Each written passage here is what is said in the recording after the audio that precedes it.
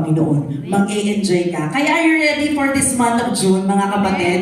Kung ano ba ang pinapagawa sa atin ng ating Panginoon, ano ba yung kanyang salita, ano ba yung declaration for this month of June? Na Lord, napapagod na ako kakahabol sa mga bagay ng mundo na to. Gusto ko, Panginoon, ako naman ang hinahabol ng mga pagpapala. Gusto niyo ba yun? Because this month of June, aayusin ka ng ating Panginoon. This month of June, titigilan mo na ang pagkakapagod sa kakahabol ng mga bagay na hindi naman naka-assign para sa'yo. Because this month of June, kung naniniwala ka at nananampalataya ka, sisigaw ka ng malakas na amen dahil Lord, gusto ko nang ayusin mo ako, Panginoon.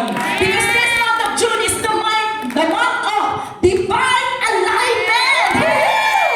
Kapag naka-align ka dun sa pangako ng ating Panginoon sa kanyang salita, hindi ka na mapapagod sa kakahabol ng pabor. Ikaw ang hahabulin ng pabor at ng mga pagpapala.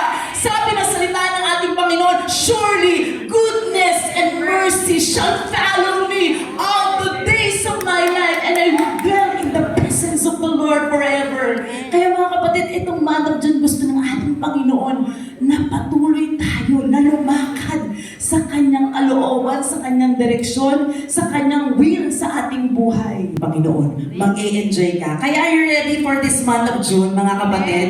Kung ano ba ang pinapagawa sa atin ng ating Panginoon, ano ba yung kanyang salita, ano ba yung declaration for this month of June? Na Lord, napapagod na ako kakahabol sa mga bagay ng mundo na to. Gusto ko, Panginoon, ako naman ang hinahabol ng mga pagpapala. Gusto niyo ba yun? Because this month of June, aayusin ka ng ating Panginoon. This month of June, titigilan mo na ang pagkakapagod sa kakahabol ng mga bagay na hindi naman naka-assign para sa'yo. Because this month of June, kung naniniwala ka at nananampalataya ka, sisigaw ka ng malakas na amen dahil Lord, gusto ko nang ayusin mo ako, Panginoon. Because this month of June is the month of divine alignment. Kapag naka-align ka dun sa pangako ng ating Panginoon sa kanyang salita, hindi ka na mapapagod sa kakahabol ng pabor. Ikaw ang hahabulin ng pabor at ng mga pagpapala.